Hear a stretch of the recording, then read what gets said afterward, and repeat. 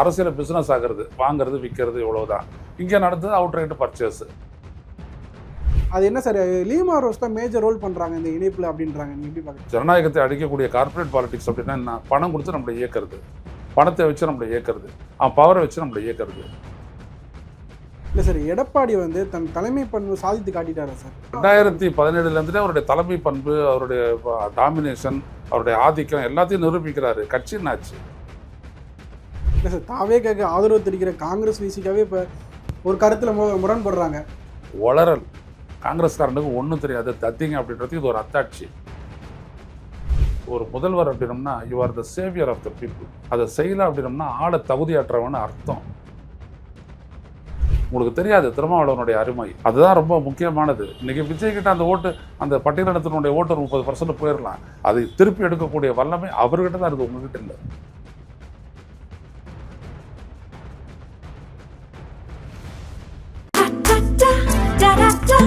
Taste the Milky Mist ice cream. Milky Mist ice creams. ஆச்சி மசாலா. எந்த சமையலும் ருசி தேடும் ரகசியம். 20 ரூபாய். தி டிபேட் நேயர்களுக்கு வணக்கம். இன்று நம்மளுடன் இணைந்திருப்பவர் மூத்த பத்திரிகையாளர் திரு ஐயநாதன் அவர்கள். சார் வணக்கம் சார். வணக்கம் சார். அதிமுகவில் 4 எம்எல்ஏக்கு ராஜினாமா பண்ணிட்டு தாவேக்கால இணைஞ்சிருக்காங்க.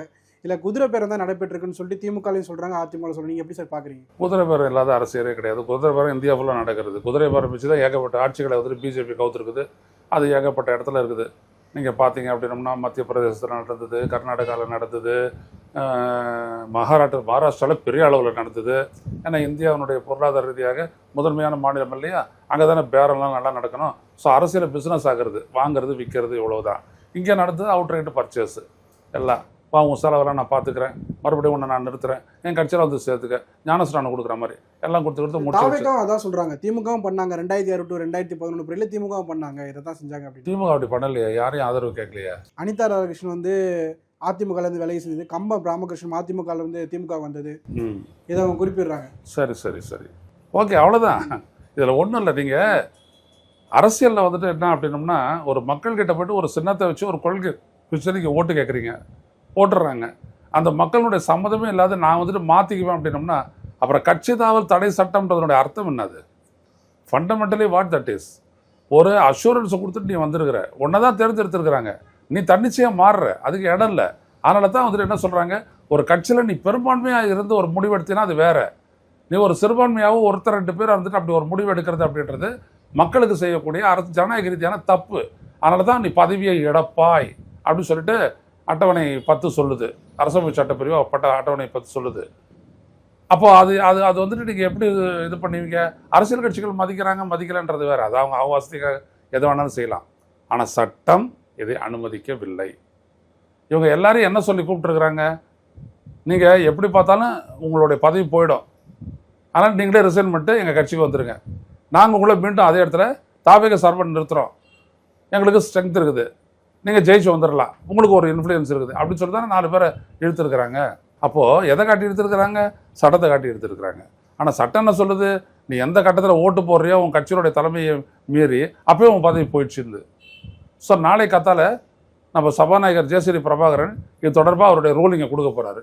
என்ன செய்கிறாருன்னு பார்ப்போம். இல்லை சார், அதிமுகவில் வந்து தேர்தலுக்கு பிறகு 2027 தேர்தலுக்கு பிறகு 2 பிளவாக இருந்துச்சு. எஸ்பி வேலுமணி சிவி சண்முகம் சைடில் ஒரு டீமும் இபிஎஸ் ஸ்டைலில் ஒரு டீமாக இருந்துச்சு. ஆனால் இன்றைக்கி வந்து 2 டீம் ஒன்றாயிட்டாங்க. சிவி சண்முகம் மட்டும் தனியாக இருக்கார். அது என்ன சார், லீமா ரோஸ் தான் மேஜர் ரோல் பண்ணுறாங்க இந்த இணைப்பில் அப்படின்றாங்க. நீங்கள் எப்படி பார்க்குறீங்க? ஆமாங்க, அது அவங்ககிட்ட பணம் இருக்கிறவங்க வந்துட்டு இந்த மாதிரி ஒன்று வாங்கணும் விற்கணும் சோஃபா செட் எல்லாம் அனுப்பணும் அப்படின்னா பணம் இருக்கிறவங்களால தானே பண்ண முடியும். அதான் அவங்க வந்துட்டு ஆத்தரைஸ்டாகவே நிறைய பணம் இருக்குது இல்லையா? அவங்க 3000 கோடி 4000 கோடி சொன்னாங்க இல்லையா கணக்கில், அவ்வளோ பெரிய பணம் இருக்குது. தமிழ்நாட்டு அரசு கடன் கொடுக்குற அளவுக்கு அவங்ககிட்ட பணம் இருக்குது. அவ்வளோ சேர்த்து வச்சுருக்கிறாரு சாண்டியோகோ மார்ட்டின். என்ன அதில் அபாயம் என்னென்னா, இவங்கெல்லாம் ஒரு பக்கம் ஆதவர்ஜுனா, இன்னொரு பக்கம் இவங்க லீமா ரோஸு, இன்னொரு பக்கம் அந்தாண்ட அவருடைய மார்ட்டினுடைய புள்ள பாண்டிச்சேரியில், இவர் வெளியில் எல்லாம் சேர்ந்து பண்ணிவிட்டு இவங்க தமிழ்நாட்டு அரசியலை கண்ட்ரோல் பண்ணால. இவங்க வாங்குகிற எம்எல்ஏ இவங்களெல்லாம் வந்துட்டு அவங்களுடைய ஆள் அப்படின்னு ஆகிப்போச்சு அப்படின்னோம்னா 10 எம்எல்ஏ வந்துட்டு ஓட்டு போடாத விட்டு நான் தான் உனக்கு காசு கொடுத்துருக்குறேன் சொன்னதை செய்ய அப்படின்னோம்னா அவங்க அதுபடி தான் செய்வாங்க. இதுதான் கார்பரேட் பாலிடிக்ஸ் அப்படின்றது. ஜனநாயகத்தை அடிக்கக்கூடிய கார்பரேட் பாலிடிக்ஸ் அப்படின்னா என்ன? பணம் கொடுத்து நம்மளை இயக்கிறது, பணத்தை வச்சு நம்மளை இயக்கிறது, பவரை வச்சு நம்மளை இயக்கிறது. இதுதான் இந்த ஆபத்து தமிழ்நாட்டுக்கு வந்துருக்குது. அதான் முக்கியம். எஸ்பி வேலுமணி வந்து கடந்த ஒரு வாரம் அதுக்கு முன்னாடிலாம் சொல்லிக்கிட்டு இருந்தா எடப்பாடி அவர்கள் கண்டித்து பேசிக்கிட்டு இருந்தாங்க. இப்போ வந்து நாங்கள் ஒரு முரண் தான் இருந்துச்சு அப்படின்னு சொல்லிடுறாரு. எங்கள் பொதுச் செயலாளர் தான் ஏற்றுக்கிட்டு ஒன்றா பயணிக்கிறாங்க. இல்லை சிவி சண்முகம் மட்டும் ஒரு தனியாக போகிறாரா சார்? ஏன் சார்? இல்லை, சிவி சண்முகம் வந்துட்டு இந்த முடிவெடுக்கிறதுல வந்துட்டு எடப்பாடி பழனிசாமி ஜனநாயகபூர்வமாக செயல்படலைன்னு சொல்லிட்டு அவர் வெளில நிற்கிறாரு. இந்த முடிவு எடுக்கிறதுக்கு வந்துட்டு எல்லாரும் ஒன்றா சேர்ந்து நீங்கள் தனிச்சு தான் எல்லா முடிவும் எடுக்கிறீங்க. பிஜேபியோட கூட்டணின்றதையும் நீங்கள் தனிச்சு முடிவு எடுக்கிறீங்க. இப்போவும் தாவேக்காக எதிராக வாக்களிக்கிறோன்றதை நீங்கள் தனிச்சு தான் முடிவு எடுக்கிறீங்க. கரெக்டாக டிசிஷன் இல்லை. அதனால் நாங்கள் இப்படி தனியாக வந்துட்டு ஒரு முடிவு எடுக்கிறோம்னு சொல்லி முடிவு எடுத்தாங்க. 25 பேர் வந்தாங்க. வந்தவங்களை வந்துட்டு இந்த சட்டம் வந்துட்டு நடுவில் குறுக்காயில் வந்துருச்சு. எது? கட்சி மாறல் தடுப்பு சட்டம் இது வந்துருச்சு. இப்போ இது வந்துட்டதுனால என்ன அப்படின்னோம்னா, எம்எல்ஏக்கள் வந்துட்டு அவரோட இருந்தால் நம்மளுக்கு பதவி தப்பிச்சுக்கோ அப்படின்னு சொல்லிட்டு கொஞ்சம் தாவ ஆரம்பிச்சிருக்காங்க. அவ்வளோதான். ஆனாலும் கூட இந்த சட்டத்தை நீங்கள் அசிட்டிஸ் அப்ளை பண்ணிங்கன்னா 13ஆம் தேதி நம்பிக்கை வாக்கெடுப்பு நடந்தபோது விஜய்க்கு ஆதரவாக அதிமுக கட்சி பொதுச் செயலாளர் எடப்பாடி பழனிசாமி அவருடைய கட்டளைக்கு எதிராக வாக்களித்த அனைவரும் வாக்களித்த அந்த நிமிடமே பதவியை இழக்கிறார்கள். இவ்வளோதான். இவ்வளோ நாளாக அதை வந்து பரிசீலனை பண்ணுறான்னு சபாநாயகர் சொல்லிட்டு வந்தார். நாளைக்கு அவர் கடைசி நாள். ஏன்னா 5 நாள் அது முடிவு எடுக்கணும். 15 நாள், நாளைக்கு தான் 15வது நாள், 13/28. ஸோ நாளைக்கு அவர் முடிவு அறிவிக்கும் போது என்ன செய்யறான்றதை பார்க்கணும். இல்லை சார், எடப்பாடி வந்து தன் தலைமை பண்பு சாதித்து காட்டிட்டாரா சார்? நிரூபிச்சிட்டாரு. ஏன்னா எல்லாருமே பிரிஞ்சு போனவங்க எடப்பாடி பொதுச் செயலாளர் தான் அப்படின்னு 2017 அவருடைய தலைமை பண்பு, அவருடைய டாமினேஷன், அவருடைய ஆதிக்கம் எல்லாத்தையும் நிரூபிக்கிறாரு. கட்சி என்னாச்சு? அதான முக்கியம். நான் தலைவர், எத்தனை பேர் லேது, அதுதான் இங்கே பிரச்சனையே. என்ன சிவி சண்முகமும் என்ன சொல்கிற எல்லாரையும் அரவணைங்க, கட்சி விட்டு போனவங்களெல்லாம் உள்ளே சேர்த்துங்க, கட்சியை பலப்படுத்துவோம், அதற்கு பொதுக்குழுவை கூட்டுங்க. நான் உங்களை ஒன்றும் இவ்வளோ தோல்விக்கு நீங்கள் தான் காரணம்னு உங்கள் மேலே குற்றம் சாட்டலை. நம்ம எல்லாருமே பொறுப்பேற்போம். அடுத்த கட்டத்துக்கு போகிறது எப்படி அப்படின்றதானே கேட்டாங்க. ஒத்துக்கலையா அவர்? உடனே இவங்களை எல்லாம் வந்துட்டு கட்சி பொறுப்புலேருந்து நீக்கிட்டாரு. இப்போ சமரசம்ன்றாங்க, கட்சி பொறுப்பை தரமாட்டேங்கிறாரு. சரிதானா? இப்போ இவங்க வந்துட்டு தொங்கிக்கிட்டு நிற்பாங்களா? இவங்க மறுபடியும் அதே இடத்துக்கு வராங்க. ஆனால் பதவியெல்லாம் எதுவும் கிடையாது. அப்போ என்ன இருக்கும் கட்சியில் மரியாதை? ஒன்றும் கிடையாது. இல்லை, இதுதான் நீங்கள் சொல்கிறீங்க எடப்பாடி ஜெயிச்சிட்டார் அப்படின்ட்டு. ஆனால் இவங்களாம் எல்லாத்தையும் எப்படி எடப்பாடி ஜெயிக்க முடியும்? அதிமுக எப்படி ஜெயிக்கும்? இல்லை சார், பதவி இல்லைன்னா அவங்க விலகி தாவேக்கெல்லாம் போய் ஜாயின் பண்ணிடலாமா சார்? அதான் அவங்க செஞ்சுட்டு இருக்கிறாங்க. இல்லை 4 பேர் தான் சார் ஜாயின் பண்ணியிருக்காங்க. மற்றவங்களாம் செய்வாங்க பொதுவாக. மற்றவங்க 4 பேர் போயிட்டாங்க, அவங்க ஒரு வேலைக்கு போயிருக்கலாம். அடுத்தவங்களாம் வந்துட்டு ஒரு கூடுதல் வேலையை கேட்டிருக்கலாம். அதனால் கொஞ்சம் நெகோஷியேட் பண்ணலாம், நடக்கும். இல்லை சார், இன்றைக்கி பிரதமர் மோடி வந்து முதலமைச்சர் விஜய் சந்திச்சிருக்காரு. முதலமைச்சர் ஆனதுக்கப்புறம் முதல் சந்திப்பு எப்படி பார்க்குறீங்க? 10 நிமிஷம் நடந்திருக்குது. இல்லை, அரை மணி நேரம் நடந்திருக்குன்றாங்க. அரை மணி நேரம் நடந்திருக்குன்னு ஒரே ஒரு தொலைக்காட்சி சொல்கிறான். மற்ற தொலைக்காட்சியெல்லாம் 10 நிமிஷம் தானே சொல்கிறான். நான் டெலிவிஷன் வைக்கும்போது மணி 4:50. அப்போயே விஜய் வந்துட்டு காரில் ஏறிடுறாரு. அப்போ எவ்வளோ நேரம் நடந்துச்சு? 4:30, 4:50. நீங்களே கணக்கு போட்டுக்குங்க. ஆனால் அரை மணி நேரன்றது எப்படி வரும்? 4:30க்கும் 4:50க்கும் இடைப்பட்டது ஒரு அரை மணி நேரமாக வருது? இல்லைல்ல. அதனால் ரொம்ப ஒரு குறுகிய நேர சந்திப்பு தான். ஏன் இந்த மாதிரி ஒரு குறுகிய நேரத்தில் சந்திச்சுட்டு இவங்க விளைக்கிட்டாங்கன்னு தெரியல. பொதுவாக முதல்வராக பொறுப்பேற்றவர், அதுவும் அரசியல் அனுபவம் இல்லாதவர், அதுவும் வந்துட்டு அந்த மக்களினுடைய ஒரு ஓட்டு கணக்கே வச்சுக்கிறோம் பெருத்த நம்பிக்கையோடு வந்திருக்கிறவர், அவர் ஒரு சீஃப் மினிஸ்டர் பிரைம் மினிஸ்டர் அரவணைச்சு ரொம்ப நேரம் பேசி அவர்கிட்ட என்ன ஏதுன்றதெல்லாம் கேட்டுக்கிட்டு இவருடைய கோரிக்கைகள்லாம் என்னன்னு கேட்டு அவர் கொடுத்த அந்த மனுவெல்லாம் ஒன்று ஒன்றா பார்த்து அவர் விளக்கி எல்லாத்தையும் சொல்லிக்கிட்டு எப்படியும் ஒரு அரை மணி நேரம் 40 நிமிஷம் பேசிட்டு வந்துருந்தாங்க அப்படின்னோம்னா அது வந்துட்டு ஒரு பயனுள்ள பேச்சுவார்த்தை, பயனுள்ள சந்திப்புன்னு சொல்லலாம். அப்படி இல்லையே. முதல் சந்திப்பில் தமிழ்நாட்டுக்கான நிதி கேட்க போகிறோம், மும்மொழி கொள்கை, அப்புறம் மேகதாது பிரச்சனை, இதெல்லாம் பேச போகிறான்னு தான் சொல்லிக்கிட்டு இருந்தாங்க. அதெல்லாம் மனுவில் கொடுத்துருப்பார் அவர். அதான் சொல்ல வரேன், இதெல்லாம் பேசுகிற மாதிரி இல்லையே. பேசணும் இல்லையா? ஏன் மேகதாட்டு பிரச்சனை வேணாம், நாங்கள் ஏன் அதை எதிர்க்கிறோம் அப்படின்றத ஒரு பிரைம் மினிஸ்டருக்கு தமிழ்நாட்டினுடைய முதலமைச்சரை தாண்டி வேறு யாரை அவரை நல்லா அப்ரைஸ் பண்ண முடியும்? ஒரு முதலமைச்சர் தானே பண்ண முடியும். இப்போது விஜய் வந்துட்டு ஒரு லெட்டர் எழுதியிருக்கிறார் இல்லையா நேற்று, அந்த லெட்டரை எழுதியிருக்கிறாரு பாருங்கள். அந்த லெட்டர் எவ்வளவு தூரம் பெரிய லெட்டர் பாருங்கள், எவ்வளோ பெரிய கடிதம் எழுதியிருக்கிறாரு. கடிதம் எழுதி எல்லாத்தையுமே விளக்கியிருக்கிறாரு. ஸோ அப்போது என்ன ஆகுது? இதை வந்துட்டு நீங்கள் நேரடியாக நீங்கள் பிரதமருக்கு எடுத்து சொல்லும்போது உள்ளபடியே பிரதமர் யோசிக்கக்கூடிய செகண்ட் தாட்ஸ்ன்னு சொல்லுவாங்க, அந்த மாதிரி ஒன்று நடக்கலாம். எதுவும் சட்டப்படி பண்ணலாம் அப்படின்னு அப்போ டக்குன்னு சொல்லலாம், தீர்ப்பை தான் நானும் அடிப்படையாக காட்டியிருக்கிறேன். இந்த தீர்ப்பின்படி காவிரி நதிநீர் மேலாண்மை ஆணையம் அமைக்கப்பட்டு விட்ட நிலையில் இதுக்கு வெளியில் இருந்துட்டு முடிவெடுத்து கட்டவே முடியாது அணையை. ஏன்னா நீர் பகிர்வு முடிந்து விட்டது. அதுக்கப்புறம் மறுபடியும் ஒரு அணையை கட்டுறீங்க அப்படின்னோம்னா அது டிஸ்டர்ப் பண்ணும், அதை பண்ண முடியாது. அதனால் இது தொடர்பாக உங்களுடைய நீர்வள அமைச்சகம் வந்துட்டு எந்த விதமான முடிவையும் எடுக்க வேணாம்னு சொல்லுங்கள். அது தப்பாக போகும். தேவையில்லாத ஒரு மாநிலங்களுக்கிடையே உரசல் ஏற்படும், அதில் உங்களுடைய பேரும் அடிப்படும். இதெல்லாம் சொல்லலாம் தாராளமாக. அந்த அளவுக்கு விஜய்க்கு இப்போ நம்ம பேசுகிற மாதிரி வராது. பட் அதை வந்துட்டு எடுத்து சொல்லலாம். ஒரு கூட 2-3 அதிகாரிகள் இருந்திருப்பாங்க, அவங்களும் எடுத்து சொல்லுவாங்க, சொல்லலாம். இல்லை சார், ஏன்னா கர்நாடகாவிலே அவங்க பார்ட்டி தான், கூட்டணி கட்சி தான் ஆட்சி செய்கிறாங்க. அங்கேயே சும்மா பேசி முடிக்க முடியாது. எங்கே கர்நாடகாவிலே அவங்க ஆட்சி தான் நடக்குது, காங்கிரஸோட ஆட்சி. இங்கே அவங்க ஆட்சியில் பங்கு பெறுறாங்க, தமிழ்நாட்டிலையும். கர்நாடகாவில் இருக்கிறவன் கர்நாடகாவுக்கு ஓட்டு போடுவான். அங்கே இருக்கிற தமிழரையும் நம்மளுக்கு ஓட்டு போட மாட்டான், இங்கே இருக்கிற கன்னடக்காரனும் நம்மளுக்கு ஓட்டு போட மாட்டான். அப்புறம் என்ன இருக்குது இல்லை? அதெல்லாம் இந்தியாவில் அப்படிலாம் எதுவுமே கிடையாது. இந்தியன்லாம் எவனுமே கிடையாது. தமிழ்நாடு இந்தியான்னு எவனும் கிடையாது. மோடினா குஜராத்தி, விஜய்னா தமிழன், சிவகுமார்னா கன்னடக்காரன். அவ்வளோதான். இப்படி வச்சுட்டு நீங்கள் பாருங்கள், அரசியலில் விளக்கம் புரியும். இதை விட்டு அவங்களும் கூட்டணி கட்சி, அதெல்லாம் ஒரு கட்சியும் கிடையாது, அதெல்லாம் ஒன்றும் கிடையாது. அதெல்லாம் அங்கே இருக்கிற காங்கிரஸ்காரன் இங்கே வந்து தேர்தலுக்கு மட்டும் ஒட்டிக்கிட்டு பாருங்கள், அவ்வளோதான். மற்றபடி வேறு எதுவும் நிற்க மாட்டாங்க. ஏன் ராகுல் காந்தி வந்து கதை சொல்லுங்களேன் நடுவில். இங்கே வந்துட்டு அப்படியே பல்ல காட்டு தூக்கி கையை பிடிச்சி தூக்கினார்ல, சொல்லுங்களேன் போய். எப்படி நீ இதை பேசுகிற? தமிழ்நாடு பாதிக்கப்படுமே, 2 மாநில உறவாச்சு. சோனியா காந்தி பேச சொல்லுங்களேன் பார்ப்போம். யாரும் பேச மாட்டாங்க. அப்புறம் நீங்கள் காங்கிரஸ்ன்றீங்க, அலையன்ஸாவது புடலங்கையாவது. தலைமையினுடைய யோக்கியதே இவ்வளோ தான் இருக்குது. இல்லை சார், தாவேக்காக்கு ஆதரவு தெரிவிக்கிற காங்கிரஸ் விசிக்காவே இப்போ ஒரு கருத்தில் முரண்படுறாங்க. பல்கலைக்கழக வேந்தராக வந்து முதல்வர் தான் இருக்கணும் கடந்த ஆட்சியில் இருந்தாங்க அப்படின்னு டாக்டர் ரவிக்குமார் குறிப்பிடுறாரு. ஆனால் அதுக்கு அப்படி எந்த சாத்தியமும் இல்லை, முதல்வர் இருக்க தேவையில்லை அப்படின்னு சொல்லி உயர்கல்வித்துறை அமைச்சர் சொல்கிறாரு. அவங்களுக்குள்ளேயே ஒரு தாவேக்காக ஆதரவு தெரிவிக்கிற கட்சியே முரணாக இருக்குது. இல்லை, அந்த அமைச்சர் யார்? உயர்கல்வித்துறை அமைச்சராக யார் இருக்கிறது? அவர் காங்கிரஸ் வந்து விஸ்வநாதன். அந்த விஸ்வநாதன் வந்து பேப்பர் படிச்சிருக்க காங்கிரஸ்காரன் தானே. பேப்பர்லாம் படிச்சிருக்க மாட்டார், விவரம் தெரியாது, கோர்ட்டில் நடந்த கேஸு தெரியாது, உச்சநீதிமன்றம் கொடுத்த அந்த தீர்ப்பை பற்றி தெரியாது. நாளைக்கு வேணால் நீங்கள் கேட்டு பாருங்கள், புதுசாக வர முதலமைச்சர் தான் முடிவெடுப்பாருன்னு சொல்கிறாரு. ஒளரல் காங்கிரஸ்காரனுக்கு ஒன்றும் தெரியாது, தத்திங்க அப்படின்றதுக்கு இது ஒரு அத்தாட்சி, ஒரு தீர்ப்பு. அது போராடி பெற்றிருக்கிறோம். ஒரு ஆளுநருக்கு இருந்த அதிகாரத்தை ஒரு மாநில அரசு தன் எடுத்துகிட்டு இருக்குது. இவங்க தான் நிர்ணயிக்க போகிறாங்க தாராளமாக. ஆனால் ஒரு மாநில முதல்வரே வேந்தராக இருக்க வேண்டிய அவசியம் இல்லை. இதெல்லாம் என்ன பேச்சு? இதெல்லாம் இவங்க எப்போதுமே அந்த கொத்தடிமை அரசியல் தான் பண்ணுவாங்க காங்கிரஸ்காரங்க. அங்கே அடிமையாக எல்லா இடத்துக்கும் அடிமை. ஆளுநருக்கு சலாம் போட்டு பழக்கப்பட்டவங்க இவங்க. நம்ம தமிழ்நாடு ஆளுநரை எதிர்த்து பழக்கப்பட்டது. ஸோ தெரியாது இவங்களுக்கு. இப்படி ஒரு தீர்ப்பு வந்துருக்குது அப்படின்றதே வந்துட்டு விஸ்வநாதனுக்கு தெரியவே தெரியாதுன்ற. நீங்கள் வேணால் பாருங்கள், நாளைக்கு ஏதாவது தெரிவிக்கிறாரு அப்படின்ட்டு. இதனால தான் அந்த கூட்டணி ஆட்சியெல்லாம் வேணாம்னு சொன்னது யார்? திமுக. இவனுக்கு இப்படி தான் குழப்பி விடுவானுங்க, ஏதாவது ஒன்று இல்லாத விஷயத்தை சண்டையாக்கவே விட்டுருவானுங்க காங்கிரஸ்காரங்க.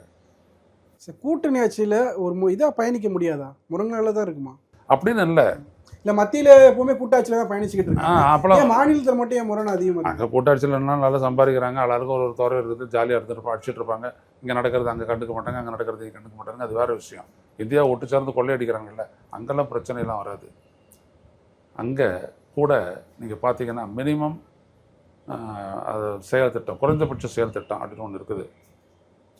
அந்த திட்டத்தினுடைய அடிப்படையில் தான் திமுகவும் பாஜகவும் ஒன்றா இருந்து கூட்டணி ஆட்சி பண்ணாங்க, காங்கிரஸும் திமுகவும் ஒன்றா இருந்து கூட்டணி ஆட்சி பண்ணாங்க. அதை நம்ம கவனிக்கிறோம். உங்களுடைய கொள்கை ரீதியான பிரச்சனைகள் எல்லாம் எடுக்கக்கூடாது, அயோத்தி பிரச்சனை எடுக்கக்கூடாது அப்படின்னு தடுத்தது திமுக. இல்லாட்டி என்ன ஆகும்? ஆனால் குஜராத் கலவரம் வந்தப்போ அவங்க எதுவும் பேசலன்னு ஒரு விமர்சனம் வச்சுக்கிட்டு இருக்காங்கல்ல சார். அப்போ கூட்டணி வெளியே இருக்கலாம். குஜராத் கலவரம் நடக்கிறப்ப அவங்க ஆட்சியில் தான் இருந்தாங்க மத்தியில் அப்படின்றாங்க. சரி, கலைஞர் செத்து போயிட்டாரு, அங்கே போய்ட்ட கேட்க வேண்டியது. என்றைக்குமே ஒன்று சொல்கிறேங்க, செத்தவனை நோண்டாதேன்னு நாங்கள் யாரும் பேசுகிறதில்ல. குஜராத்ன்றது தப்பு. அது திமுக ஆதரிக்கிற மறைக்கலன்னா தப்புன்னா தப்பு தான். நீ ஒரு முதல்வர் அப்படின்னம்னா you are the saviour of the people. அதை செய்யலை அப்படின்னம்னா ஆளை தகுதியற்றவன்னு அர்த்தம். முடிஞ்சு போச்சு. இதுக்கு மேலே திமுக சொன்னான்னு சொல்லாட்டின்னா தப்புன்னா தப்பு தான். குற்றச்செயல் புரியப்பட்டது, அவ்வளோதான். 48 மணி நேரம் வன்முறை வெறியாட்டம் நிகழ்த்தப்பட்டது, கொலை வெறி ஆட்டம் நிகழ்த்தப்பட்டது, அவ்வளோதான். உலகமே பார்த்து சிரிக்கிற ஒரு விடயத்தில் இங்கே இருக்கிற கட்சி என்ன சொல்லுது நான் பார்ப்போம். பதவி தான். ஈழப்படுகொலையை கண்டுக்கிட்டாங்களா? எவ்வளோ விஷயம் இருக்குது. திமுகவும் விசிகாவும் ஒன்றா பயணித்தாங்க, ஒரே கூட்டணியில் பல ஆண்டுகளாக இருந்தாங்க. இப்போ காங்கிரஸோட கூட விமர்சித்து தான் இருந்தாங்க. ஆனால் சண்டையில் போயிருக்கு. பெரம்பலூரில் வந்து அடிதடி சண்டை மோதலாக இருக்குது. விசிகாவும் திமுகவும் நேற்று முதல்ல விசிகா எடுத்த முடிவை வந்துட்டு ராஜா விமர்சிச்சிருக்கக்கூடாது, தேவையற்றது. முதல்ல ஒரு கட்சி ஒரு முடிவு எடுக்குது, அது உங்களுடைய கூட்டணி கட்சி தான். இன்ன வரைக்கும் கூட்டணி விட்டு விலகலை விடுதலை சிறுத்தைகள். ஆமாம் அறிவிக்கல ஒன்றும் அறிவிக்கலை, இன்ன வரைக்கும் அறிவிக்கலை. அப்படி இருக்க நீங்கள் எப்படி முன்னாடி போயிட்டு அது மாதிரி தாறுமாறாக விமர்சிக்கிறீங்க? நீங்கள் ஒரு கட்சியினுடைய எம்பி, துணை பொதுச் செயலர், அவர் அந்த கட்சியினுடைய தலைவர், 35 ஆண்டு கால அரசியல், அவர் ஒரு தலைவராகவே இருந்து எல்லாத்தையும் பண்ணிட்டு இருக்காரு. அவர் இன்னைக்கு ஒரு முடிவு எடுத்திருக்கிறாரு, புரியுதுங்களா? அந்த முடிவை வந்து கம்யூனிஸ்ட் எடுத்திருக்கிறாங்க, விடுதலை சிறுத்தைகள் மட்டும் இல்லை, 2 கம்யூனிஸ்ட். திருமாவர்களும் வீடியோவில் தான் சொல்லுவாங்க, கம்யூனிஸ்ட் எடுத்திருக்காங்க, அவங்கள விமர்சிக்காம. இல்லை, ஆமாம், அவங்கள காட்டியும் அதிகமாக காங்கிரஸை காட்டியும் விசிகா அதிகமாக. அப்போ என்னது, இதெல்லாம் வந்துட்டு ஒரு காழ்ப்புணர்ச்சி மாதிரி தானே இருக்குது. அப்போ அவர் என்ன நினைப்பாங்க, தாவே விசிகா தொண்டர்கள் நினைப்பாங்க, ஒரு தாழ்த்தப்பட்டவனை நம்ம தலைவரை இன்னொரு பட்டியல் இனத்தவனை வச்சு அடிக்கிறாங்கன்னு தான் நினைப்பாங்க. அப்போ கோபம் வருமா வராது? அதுக்கு பின்னாடி எவ்வளோ இருக்குது. நீங்கள் என்ன விடுதலை சிறுத்தைகளை நீங்கள் பெருசாக மதிச்சிங்க, பட்டியல் இனத்து மக்களை என்ன பெருசாக மதிச்சிங்க? 8 சீட்டு கொடுத்தீங்க இல்லையா? எவ்வளோ கொடுத்துருக்கணும்? தமிழ்நாட்டில் 3வது பெரிய கட்சி, இரட்டை இலக்கில் கொடுத்துருக்கணும். ஆமாம், கொடுக்கலையே. அப்போ அதுலேருந்து ஒரு பகுதி வந்துட்டு தாவேக்காக ஓட்டு போடுறாங்கன்னா அப்படி தான் போடுவாங்கல்ல. நீங்களும் தானே ஒரு காரணமாக இருக்கீங்க. ஆனால் தாவே விசிகா சார்பாக இந்த ஆர்குமெண்ட் எடுத்து வச்சிருக்கலாம். உங்களால் அரசியல் ரீதியாக நாங்கள் செல்வாக்கு இழந்திருக்கிறோம், நாங்கள் பாதிக்கப்பட்டவர்கள் அப்படின்றது முதல்ல ராஜா புரிஞ்சுக்கணும். இந்த அறிவில்லாத நீ பேசக்கூடாதுன்னு சொல்லியிருக்கணும், சொல்லலை. அது வந்துட்டு உடனே கண்டித்து அவங்க போராட்டம் நடத்துகிறேன்னு ரோடுக்கு வர, இவங்க வந்துட்டு அங்கே இருக்கிற ஒரு மாவட்ட செயலாளர் பேசுனாருன்னு அவங்க ரோடுக்கு வர, கிளாஷ் பண்ணலாமா? உங்களோட கொடியோட சுமந்து உங்களோட நின்னவனாச்சு, நீங்கள் மோதிக்கலாமா? அவர்களே திமுக தலைவரை எதுவும் விமர்சிக்கல, அதே மாதிரி அவங்க தொண்டர்களையும் வந்து விமர்சிக்காதீங்க அப்படி தான் கட்டுப்பாடு வச்சிருக்காரு. ஆனால் தொடர்ந்து அந்த தரப்புலேருந்து விமர்சிக்க, அதுவும் முதுகில்லாத தலைவர் திருமாவளவன்லாம் அப்பெல்லாம் சொல்லி விமர்சிச்சுக்கிட்டு இருக்காங்க. முக்கிய தலைவர்கள், ஏன் ஒரு செய்தி தொலைக்காட்சியில் பேசும் நபர்கள் கூட திமுகலேருந்து வரவங்களாம் விமர்சிச்சுட்டு இருக்காங்க, கடுமையாக விமர்சிக்கிறாங்க. தவறு, முற்றிலும் தவறு. இந்த தமிழ்நாட்டில் நான் வேறு எல்லா காரணத்தையும் விடுங்க, தமிழ்நாட்டில் ஒரு சமூக இணக்கப்பாடு இருக்குது அப்படின்னம்னா, அந்த சமூக இணக்கப்பாட்டுக்கு வந்துட்டு மிகப்பெரிய அளவுக்கு பங்களித்தவர் அப்படின்னா திருமாவளவன். அதை முதல்ல புரிஞ்சுக்கணும். அவர் சொல்கிறையா, அவர் கட்டுப்படுத்தி அந்த கட்சியை கொண்டு போகிறது, பொது தொகுதியிலேருந்து அவங்க ஜெயிச்சிருக்கிறாங்க. எதை ஜெயிச்சிருக்கிறாங்க? அவங்க செஞ்ச அந்த பணிக்கான மக்கள் கொடுத்த சான்றிதழ் தானே அது. ஓட்டு போட்டிருக்காங்கல்ல. திருமாவளவன் போன முறை 3000 ஓட்டில் ஜெயிச்சார், இந்த முறை 1,10,000 ஓட்டில் ஜெயிக்கிறாரு. எதனால்? அவருடைய செயல்பாடு. அது திருப்தி அளித்ததுனால, நாடாளுமன்றத்தில் அவர் பேசிய பேச்சு, இவ்வளோ தானே காரணம். இதெல்லாம் புரியாத நீங்கள் வந்துட்டு நடுரோட்டில் நின்றுட்டு அவருக்கு எதிராக குரல் கொடுக்குறீங்க, தொலைக்காட்சியில் நின்றுட்டு பேசுகிறீங்கன்னா என்ன அர்த்தம்? அதெல்லாம் தவறு இல்லையா? அது ஏன் ஸ்டாலினுக்கு தெரியாது அதெல்லாம் என்ன அப்படின்ட்டு கேட்குறேன். ஸ்டாலினுக்கு தெரியாதா? முன்னாள் முதலமைச்சர் அவர், திராவிட முன்னேற்ற கழகத்தினுடைய தலைவர், அவருக்கு தெரியாதா? அவரே உங்களை அமைதியாக இருக்க சொல்கிறாரு. எனவே இதெல்லாம் பார்த்தீங்க அப்படின்னம்னா, எதுக்கு நண்பனை போயிட்டு எதிரியாக்குறீங்க? தமிழ்நாட்டுக்கு நல்லதா? நான் அதை தான் சொல்கிறேன். கூட்டணிகள் எப்படி வேணாலும் மாறலாம். 2016 தேர்தல் அப்போ உங்களுக்கு எதிரான கூட்டணி தானே அவங்க, மக்கள் நல கூட்டணி. மக்கள் நல கூட்டணின்ட்டு அப்புறம் என்னாச்சு? 19 உங்களுடைய கூட்டணி. இதெல்லாம் மாறி மாறி தான் வரும். திமுகவை அழிக்கிறதுலையும் சோதிக்கிறதுலையும் போட்டு மிதிக்கிறதுலையும் பெருசாக இருந்த காங்கிரஸ் கட்சிக்கு 27 சீட்டு கொடுத்த நீங்கள் 28, திருமாவளவனுக்கு 8 கொடுக்குறீங்க. இதெல்லாம் என்னது? இதெல்லாம் நெருக்கடி. அதெல்லாம் சொல்லலாம். நெருக்கடியை எடுத்து தூக்கி கடைசியில் திருமாவளவன் தலையில் தான் வைக்கிறோமா? அதனால தானே வந்துட்டு அவருக்கு வந்துட்டு அவருடைய கட்சிக்குள்ளேயே ஒரு ரெபலியன் உண்டாச்சு. நீங்களாம் யோசிக்க மாட்டீங்களா? நான் கேட்குறேன். எனவே இதெல்லாம் தப்பு. நான் திமுக தலைமையை சொல்ல வரல. இப்படியெல்லாம் ஒரு கோபமாக வந்துட்டு ரியாக்ட் பண்ணுறாங்க அந்த தொண்டர்கள், நிர்வாகிகள், அவங்கள சொல்கிறேன். இதெல்லாம் தப்பு. உங்களுக்கு தெரியாது திருமாவளவனுடைய அருமை. அதுதான் ரொம்ப முக்கியமானது. இன்றைக்கி விஜய்கிட்ட அந்த ஓட்டு, அந்த பட்டியலினத்தினுடைய ஓட்டு 30% போயிடலாம். அதை திருப்பி எடுக்கக்கூடிய வல்லமை அவர்கிட்ட தான் இருக்குது, உங்ககிட்ட இல்லை. நீங்கள் விட்டுட்டீங்க அப்படின்னா அது கன்சாலிடேட் ஆகிடும் அவங்களுக்கு. அப்புறம் ஒரு ரசிகர் மன்ற கட்சியாக இருக்கிற தமிழக வெற்றி கழகம் ஒரு கட்சியாகவே ஆகிடும். அந்த தப்பு செஞ்சிடாதீங்க. சரி, விஜய் வந்து திமுக கூட்டணியை உடைச்சிட்டாரு, அதிமுக உடைச்சிட்டாரு, இது ஒரு பாஜகவோட பிளான் அப்படின்னு சொல்கிறாங்க. அது உண்மைதானா சார்? அதாவது எந்தெந்த கட்சி உடைச்சாரா? திமுக கூட்டணியை உடைச்சிட்டாரு, கூட்டணியை பிரித்து கொண்டு வந்துட்டாரு, அதிமுக 2ஆக உடைச்சிட்டாரு, அது பாஜக பிளான் போட்டு கொடுக்குறாங்க விஜய்க்கு அப்படின்றாங்க. சரி, விஜய் எப்படி ஆட்சிக்கு வந்தார்? இதுக்கெல்லாம் பாஜக இருக்குது. ஆனால் விஜய் ஜெயிச்சதில் பாஜக இல்லையா? எனவே புரிஞ்சுக்கங்க. நீங்கள் ஒரு இந்திய ஒன்றிய அரசு தமிழ்நாட்டை வந்துட்டு கபலீகரம் செய்ய போகுது அப்படின்னோம்னா இப்படியெல்லாம் நடக்கும். அது கடைசியில் தெரியும். இன்றைக்கி ஆர்எம்காருக்கு சந்திக்க போகிறாரு அமித்ஷாவை. இதெல்லாம் சந்திச்சுட்டு பேசிட்டு வந்த விஜய் தமிழ்நாட்டுக்கு வந்துட்டு என்ன பண்ண போகிறாருன்றதை பார்த்து அதுக்கப்புறம் இறுதி முடிவு எடுப்போம். விஜய் வந்து எப்படி சார் அவர் விஜய் சவால் எப்படி சார் பார்க்குறீங்க? விஜய்க்கோட சவால் அவருடைய அறியாமை ஃபஸ்ட்டு, அனுபவமின்மை ரெண்டாவது, மூணாவது அவர் அதிகாரிகளை வச்சு தான் அந்த ராஜ்யத்தை பண்ணி ஆகணும், இந்த அரசை பண்ணி ஆகணும். அது ரொம்ப தப்பு. உங்களால் எதுவுமே செய்ய முடியாது. உங்களுக்கு தெரியும் எது எதனால் நடக்குது அப்படின்ட்டு. எது எதனால் நடக்குதுன்னு நீ அதிகாரி கேட்டால் அவன் மாற்றி சொல்லிட்டான்னா விஷயம் முடிஞ்சு போச்சு. நீங்கள் மக்கள்கிட்ட தான் அந்நியப்பட்டுக்கிட்டு போயிடுறீங்க. ஆனால் நீங்கள் உணர்ந்து அதை செய்யணும். எதனால் இது ஏற்படுது அப்படின்றது உன் கட்சிக்காரனுக்கு தெரியும். உன் கட்சிக்காரனு தெரியாது. அவன் ரசிகர் பண்ணுறான். அவங்கள தான் வந்து ரசிகர் பண்ணுறது தான் இப்போ அமைச்சர்லாம் உட்காந்துட்டு இருக்கிறாங்க. அவங்கள வச்சுட்டு ஒன்றும் பண்ண முடியாது.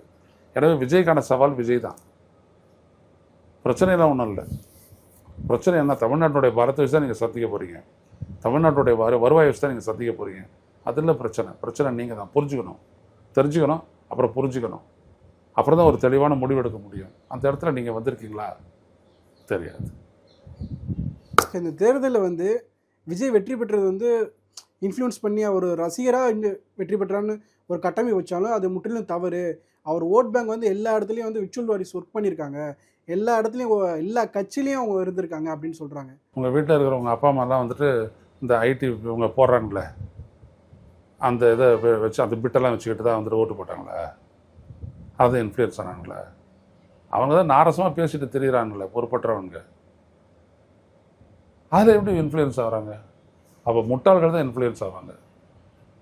அவங்க பேசுனது ஏதாவதுட்டு இந்த ரூட்டு மாடர்ன் இவங்கெல்லாம் என்ன பேசுனாங்க? எனக்கு நான்லாம் அதெல்லாம் பார்க்குறதே இல்லையே. அவங்களாம் யார்? அவங்களுக்கெல்லாம் என்ன அரசியல் தெரியும்? எல்லாரையும் திட்டுறது, அவங்க திட்டுறாங்க, நல்லா திட்டுறாங்க, ஃபஸ்ட் கிளாஸாக திட்டுறாங்க அப்படின்றதுனால எல்லோரும் ஓட்டு போட்டுருவாங்களா? விஜய்க்கு பேசுகிறதுக்கு இடம் இல்லை, பேசவும் வரல, பேச வரேன்னு சொல்லிட்டும் பேசலை, எல்லாத்தையும் ரத்து பண்ணார். ஏன் ஓட்டு விழுந்துச்சு? பேசாத விஜய்க்கு தான் மக்கள் ஓட்டு போட்டிருக்காங்க. இல்லையா, தெரியாதுன்னு தானே ஓட்டு போட்டிருக்கிறாங்க. நாங்கள் பிகிலுக்கு ஓட்டு போட்டோம்னு தானே சொல்கிறாங்க. அது என்ன அறிவார்ந்த வாக்கா? அறிவார்ந்த சொல்ல மட சொல்ல சொல்லுங்கள். தெரியாது, வேட்பாளர் யாருக்கு தெரியாது. நீங்கள் யாருக்கு போட்டீங்க? பிகிலுக்கு ஓட்டு போட்டேன் அப்படின்னு சொல்கிறது ரொம்ப ஒரு பெரிய அரசியல் முதிர்ச்சியோடு செஞ்ச வேலையாது. சும்மா பேசிட்டு போகலாம். ஜெயிச்சிட்டோன்னு சார் எல்லாரும் அப்படி போட்டான்னு சொல்ல முடியல சார். ரசிகர் மனப்பான்மையில் இருக்கிறவங்க போய் கேட்டுக்கிட்டு தானே இருக்கிறாங்க. ரசிகர் மனப்பான்மையில் இருக்கிறவங்க தான் நிறைய பேர் ஓட்டு போட்டுருக்கிறான்.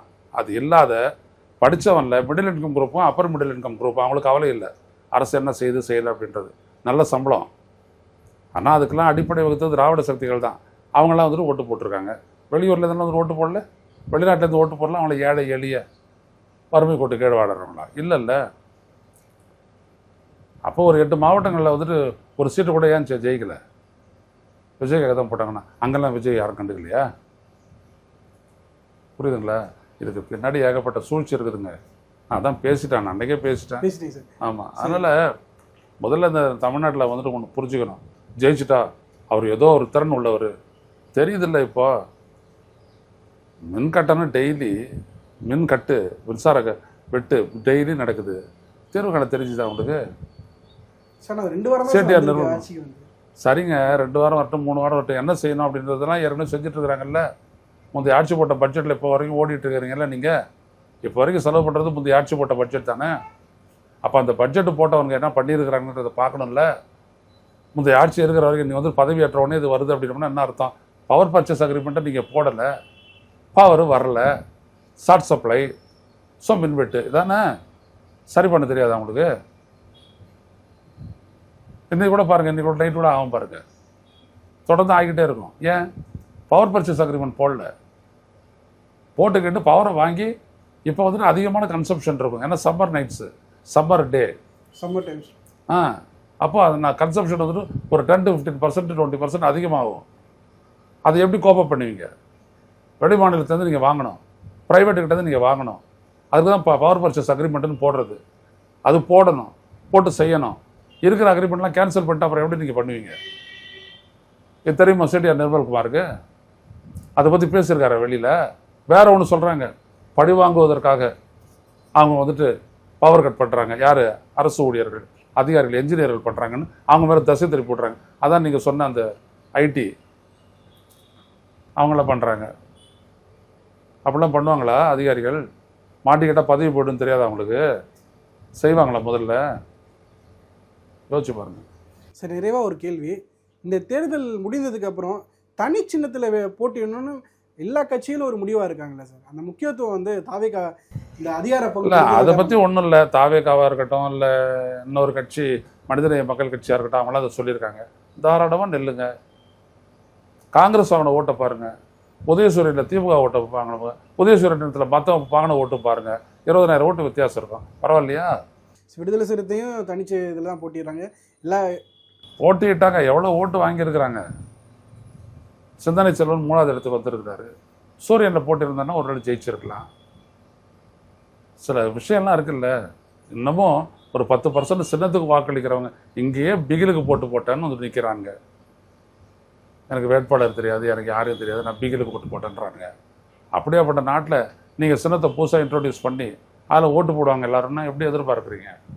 ரிஸ்க் எடுக்கிறாங்க. ரிஸ்க் எடுக்கட்டும். உங்கள் நேரத்தை ஒதுக்கி எங்களுடைய பல்வேறு கேள்விகளுக்கு பதிலளித்ததற்கு நன்றி சார். நன்றி.